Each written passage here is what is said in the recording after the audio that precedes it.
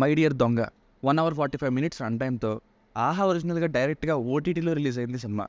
ఇక చూశాక నాకైతే స్ట్రిక్ట్లీ వన్ టైం వాచబుల్ అనిపించిందండి. కంటెంట్లోని రాజా సినిమాలాగా ఐడియా బాగుంది, కానీ స్టార్టింగ్లో ఉన్నంత స్ట్రాంగ్ రైటింగ్స్ ఎండింగ్ వచ్చేసరికి లేవనిపించింది.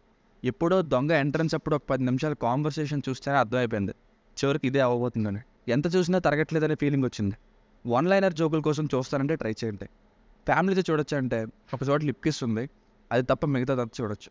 బేసిక్ స్టోరీ లైన్ ఏంటంటే, సరైన బాయ్ ఫ్రెండ్ లవ్ దొరక్క బాధపడుతున్న హీరోయిన్ ఇంట్లో ఒకరోజు దొంగ అయిన సురేష్ అలియాస్ అభినవ్ గోమటం గారు వచ్చాక ఆమెకి ఏం జరిగింది, ఆమె జీవితం ఎలా మారింది అన్నది స్టోరీ.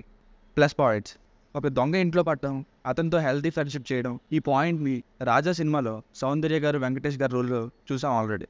అది వేరే లెవెల్ సినిమా అనుకోండి, కానీ ఇక్కడ ఇంకొంచెం షార్ట్గా తగ్గొట్టినప్పటికీ కొంతమేరకు బాగానే ఉంది ఆ దొంగ అండ్ అమ్మాయి ఫ్రెండ్షిప్. ఫస్ట్ టైం దొంగ హీరోయిన్తో వాళ్ళ ఫ్లాట్లో మీట్ అయ్యే సీన్ టైంలోని కాన్వర్సేషన్ ఈజ్ టూ కన్విన్సింగ్. ఒక దొంగ ఏంటి తినతో ఇలా మాట్లాడడం ఏంటని అనిపించదు. అండ్ ఈ తమ్నైల్లో చూస్తున్న this lady Shalini Kondapudi, she steals the show with her mesmerising performance. One woman show అని కూడా చెప్పొచ్చు అనిపించింది ఒక టైంలో. ఇంకా అభినవ్ గోమటం గారు కన్విన్సింగ్ పర్ఫార్మెన్స్ కూడా బాగుంది.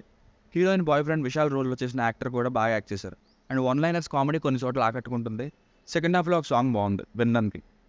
మైనస్ పాయింట్స్: ప్లాట్ బాగుంది, బట్ ఆ రాజా సినిమా లెవెల్లో అయితే ట్రీట్మెంట్ లేదు. ఇంకా తెలిసిపోతుంది స్టోరీ నెక్స్ట్ ఏం జరగబోతుందని. దాన్నే మళ్ళీ ఏం చేయాలో తెలియక ఓవర్ నెట్ స్టోరీ లాగా 1 అవర్ పాటు మెల్లగా సాగదీశారు. బ్యాక్గ్రౌండ్ మ్యూజిక్ కూడా ఒక షార్ట్ ఫిల్మ్కి ఇచ్చినట్టుంది. షూట్ అంతా ఎడిట్ చేసేసి ఇంకా చాలా తక్కువ టైం మిగిలింది, ఫాస్ట్గా మ్యూజిక్ ఇచ్చేయండి, ఆహాలో రిలీజ్ చేసేద్దాం అంటే ఎలా కొట్టేస్తారో అలా కొట్టుబడేశారు. హీరోయిన్ది చిన్న ఫ్లాష్ బ్యాక్ స్టోరీ మ్యాచ్ అవుతుందని ముందే చెప్పి హీరో చెప్పడం స్టార్ట్ చేసే టైంలో హీరోయిన్ ఫ్లాష్ బ్యాక్ని చూపించి హీరో చెప్పడం ఎండ్ చేసినట్టుగా చూపిస్తారు. అక్కడ పాయింట్ ఏంటంటే, ముందు చెప్పిన డైలాగ్ ప్రకారం ఇద్దరు ఫ్లాష్ బ్యాక్ స్టోరీస్ మ్యాచ్ అయ్యాయి, సో ఒకటే స్టోరీస్ కాబట్టి ఒకటే స్టోరీతో ఎండ్ చేశారండి. కొంచెం చూడకుండా కట్ చేసినా లేదా కొన్ని డైలాగ్స్ని లైట్ తీసుకున్నా ఈ డీటెయిలింగ్ని మిస్ అవుతారు. అండ్ ఫుల్లీ ఎంగేజింగ్ కంటెంట్ అయితే కాదు, టెంప్లెట్ లాగానే స్టార్ట్ అవుతుంది మూవీ, ఎవరో ఒకరికి స్టోరీ చెప్పడం లాంటివి. శాలిని గారికి మరియు ఆ విషయాలంటే అభినవ్ గోమటం గారికి తప్ప పెద్దగా డైలాగ్స్ ఏం లేవు. సో ఫైనల్గా మూవీకి వర్డిక్ట్ ఏంటంటే, చూస్తున్నంతసేపు పర్లేదు అనిపిస్తూనే వెళ్తూ ఉంటుంది.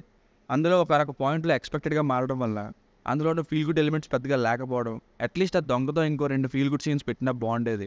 ఇంకా ఎంటర్టైన్మెంట్ వాల్యూస్ తగ్గాయనే ఫీలింగ్ స్లో పేస్లో వెళ్తుంది. ఓవరాల్గా పర్లేదు అనిపించింది. It's one time watchable. దీనికి రేటింగ్ వచ్చేసి ఇది నా ఒపీనియన్ 2.75. మీకు కనుక నా రివ్యూ నచ్చినట్లయితే మరిన్ని రివ్యూస్ కోసం మన ఛానల్ని సబ్స్క్రైబ్ చేసుకోండి. Thank you.